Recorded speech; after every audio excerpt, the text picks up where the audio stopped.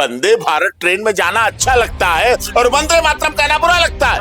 ये कहना अच्छा लगता है, हेलो हाँ वंदे भारत प्लेटफॉर्म नंबर 2 पे आ रही है, hello Vande Bharat train number platform number 3 पे आ रही है, अरे वंदे भारत के ट्रेन टिकट करा लो, वंदे भारत में सीट मिल जाएगी, वंदे भारत में जल्दी पहुंचा देगी, वंदे भारत बहुत अच्छी ट्रेन है, वंदे भारत बहुत अच्छी साफ सुथरी ट्रेन है, वंदे भारत में खाने पीने को अच्छा मिलता है, वंदे भारत इंडियन रेलवे की अच्छी ट्रेन है। काम के लिए वंदे भारत अच्छी और कहने के लिए वंदे मातरम गलत। राष्ट्रहित, देश हित और भारत माता माँ से भी बड़ी है, फिर भी सुप्रीम कोर्ट का जो अपमान कर रहे हैं, उस सुप्रीम कोर्ट ने 5 एकड़ जमीन इन आताताइयों को भी इनकी मस्जिद बनाने के लिए दी। उन्हें हलाला का शौक था, अब ट्रिपल तलाक खत्म, हलाला का काम खत्म। हलाला के इंतजार में लोग बैठे रहते थे, कब तलाक होगा, कब हम हलाला करेंगे, हम फिर कब तलाक नहीं देंगे, हम उसे अपनी बना के रखेंगे। 1 2 3 4 जिंदा लाश हो जाती थी महिला। कांकड़ पाथर जोड़ के, ईंट गारा सीमेंट जोड़ के मस्जिद लई बनाए और तापर मुल्ला बांग दे। क्या बहरा हुआ खुदा है? क्या खुदा बहरा है? जिहाद पढ़ा के हमारे बच्चों को कहाँ ले जाना चाहते हो? आतंकवादी बनाना चाहते हो, देशद्रोही बनाना चाहते हो? नमस्कार, आप देख रहे हैं न्यूज हंगर और मैं हूं आपके साथ विनायक कुमार। देखिए, देश में जो है एक नया मुद्दा छिड़ गया है, नया बहस छिड़ गया है और साफ तौर पे कहा गया कि अगर देश में रहना है तो वंदे मातरम कहना होगा। वहीं दूसरे तरफ से मुस्लिम समुदाय के कुछ लोग सामने आ गए, जैसे मौलाना मदनी, और उन्होंने कह दिया कि जो मुर्दा लोग हैं वही वंदे मातरम कहेंगे, जो जिंदा है वो जिहाद करना जानते हैं, वो लड़ना जानते हैं, और ये सरकार हमारे ऊपर वंदे मातरम जो है थोप नहीं सकती। आखिर इस वंदे मातरम की कहानी क्या है, इसके पीछे की वजह क्या है, और क्या वंदे मातरम जो है चाहे हिंदू हो, मुसलमान हो, सिख हो, ईसाई हो, सबको बोलना चाहिए? इन तमाम मुद्दों पर बातचीत करने के लिए इस वक्त हमारे साथ सुप्रीम कोर्ट के senior advocate doctor AP Singh ji है, जुड़ेंगे, बातचीत करेंगे। सर, क्या कहेंगे वंदे मातरम को लेकर? जो है अब जुबाने जंग चल रही है, हिंदू वर्सेस मुसलमान बना दिया गया है।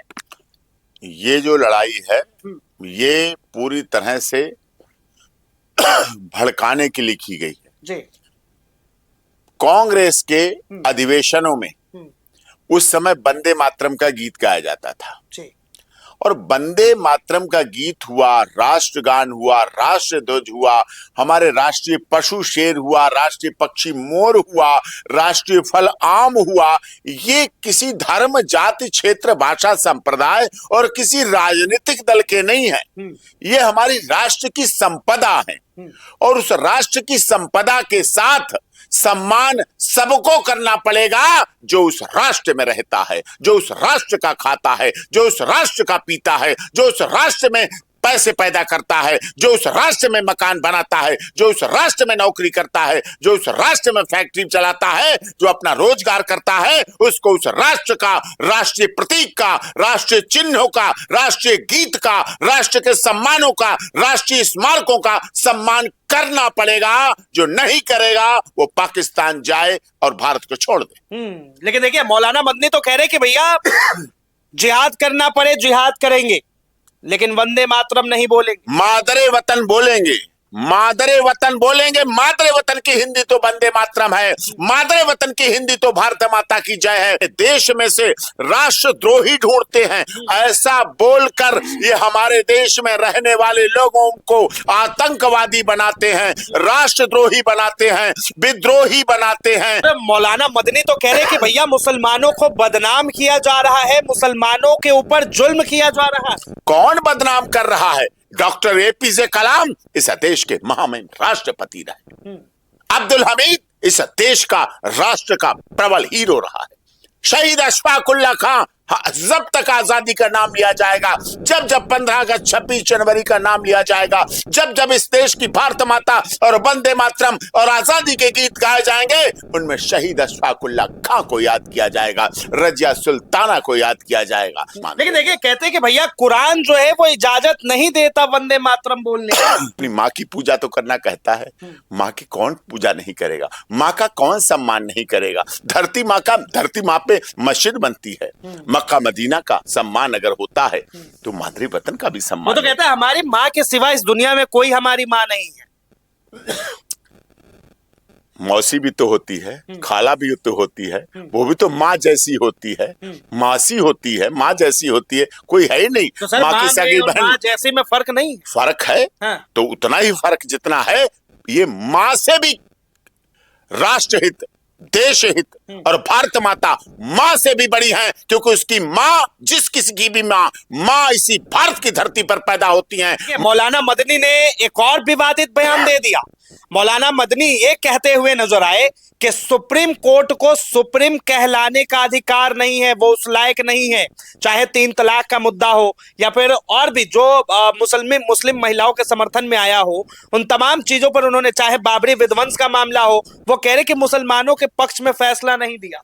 ये बाबरी का मामला, राम को राम का राज मिला और बाबर की बाबरी टूट गई, ये सुप्रीम कोर्ट ने कहा। इतिहास कह रहा है, ये सारे इतिहासकार कह रहे हैं, ये बिल्डिंग कह रहे हैं, वहां के अवशेष कह रहे थे, सबको पता है।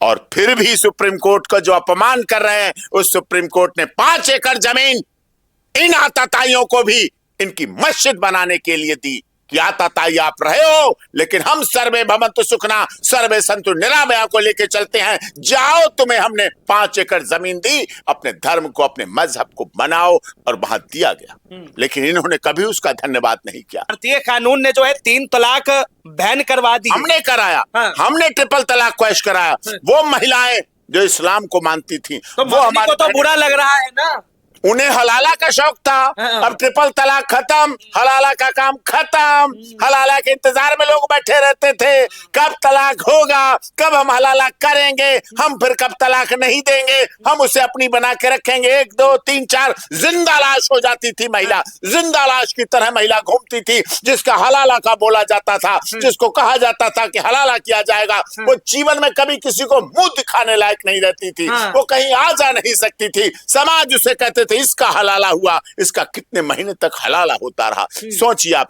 कैसे इस देश की महिला, उसके सम्मान को बचाने की लड़ाई हमने लड़ी। सुप्रीम कोर्ट में जब गर्मियों की छुट्टी चल रही थी, हमने उस लड़ाई को केवल लड़ा नहीं, और इस्लाम को मानने वाली बहनों बेटियों को इज्जत बचाई। कि मौलाना को जो है हलाला करने का मौका नहीं मिल रहा, इसलिए चिढ़े पड़े। हाँ, इसलिए चिढ़े पड़े। भारत सरकार ने हलाला ट्रिपल तलाक को।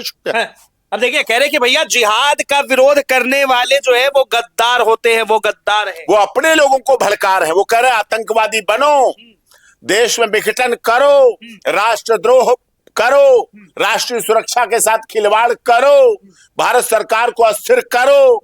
ऐसे लोगों को राष्ट्रीय सुरक्षा कानून के तहत राष्ट्रद्रोह और एनएसए जैसी धाराओं में केस लगाकर बंद करना चाहिए। लेकिन देखिए सर, राशन जब लेने की बारी आती है तो भारत सरकार से 5 किलो राशन लेते हैं। मकान, जलकल योजना, दवा, स्कूल, कॉलेज, IIT, एम्स, इलाज कराना, नौकरी लेना, हर काम में सब भारत सरकार अच्छी है। लेकिन भारत माता की जय करे, वंदे मातरम करे, हिंदुस्तान जिंदाबाद करे। अगर ऐसा ही होता तो बांग्लादेश में जो बांग्लादेशी लोगों ने जिस तरह से अपनी शेख हसीना को नहीं बख्शा, शेख हसीना के बेडरूम में घुसकर इन लोगों ने वो आतंक मचाया, जो एक अपनी 15 साल रही हुई प्रधानमंत्री के ब्रा और पैंटीज को लहराने का काम किया। इतनी गंदगी से भरी हुई मानसिकता थी। वो कौन से लोग हैं जो कहते हैं कि भैया एक हाथ में हमारे संविधान है और दूसरे हाथ में जो है कुरान है, यानी एक आंख संविधान का, दूसरा आंख कुरान का? तो बिल्कुल रखिए आप, अच्छी बात है, रखिए।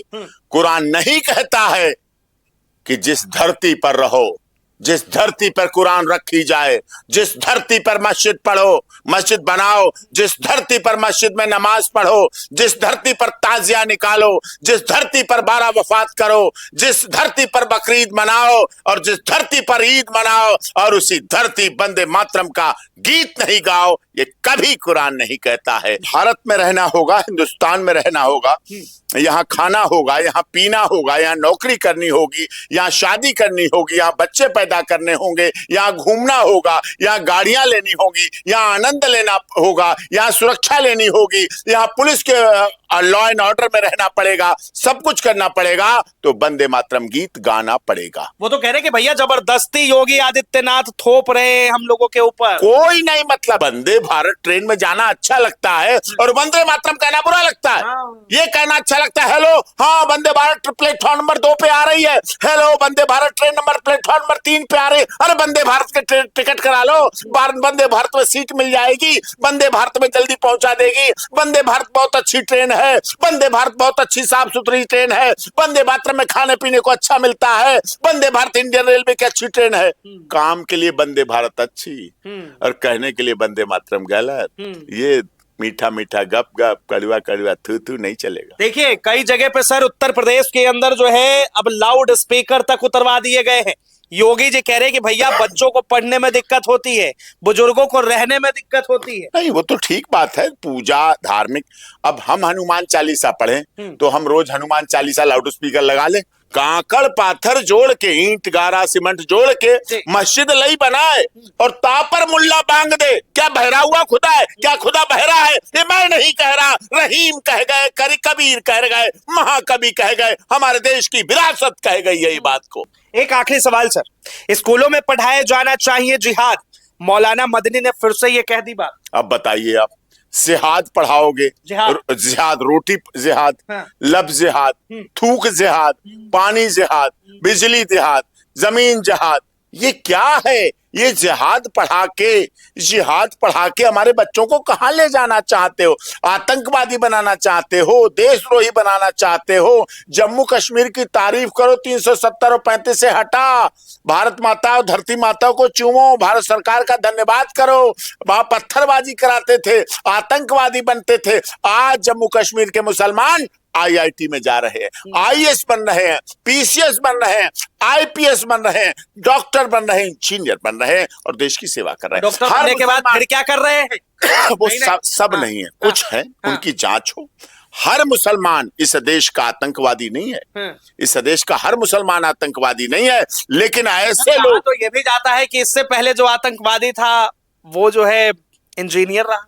हाँ, इंजीनियर भी रहा, डॉक्टर भी रहा, प्रोफेसर भी रहा, पत्रकारिता की आईडी भी लेके घूमे लोग। तो सबकी जांच होनी चाहिए।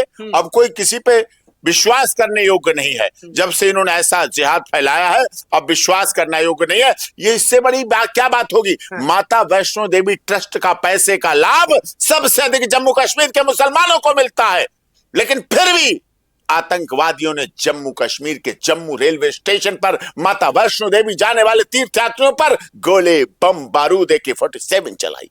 बाबा अमरनाथ की यात्रा से पूरी दुनिया के लोग आते हैं। सबसे अधिक आर्थिक रेवेन्यू जम्मू कश्मीर के लोगों का लाभ होता है। तीर्थयात्री आते हैं, जम्मू कश्मीर के लोगों का लाभ होता है। लेकिन अमरनाथ यात्रियों पर भी आतंकवादी हमला हुआ, पूरी दुनिया ने देखा। ये लोग अपने भले को भी खराब करते हैं। पहलगाम घटना से पहले जम्मू कश्मीर की वादियां फिर से खिलखिलाने लगी, फिर से हंसने लगी, फिर से शिकारा और हाउस बोट चलने लगे। लेकिन ये घटना करके फिर से हमारे देश और दुनिया के आने वाले सैलानियों पर रुकावट लगाई गई। बहुत बहुत धन्यवाद तमाम जानकारी के लिए। तो सुप्रीम कोर्ट के senior advocate doctor AP Singh को सुन रहे थे आप।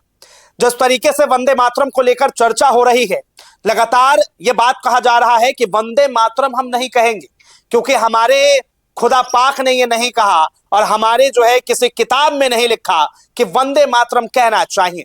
सवाल उठ रहा है कि आखिर जो है कुछ मुसलमानों को भटकाने की राह पर ये मौलाना मदनी क्यों लेकर जा रहे हैं? क्या मौलाना मदनी जो है इस देश में कुछ बड़ा करना चाहते हैं? इसे लेकर आपकी क्या राय, अपनी राय जरूर दे। फिलहाल के लिए इतना ही। ऐसे तमाम खबरों के लिए देखते रहे न्यूज़ हंगर।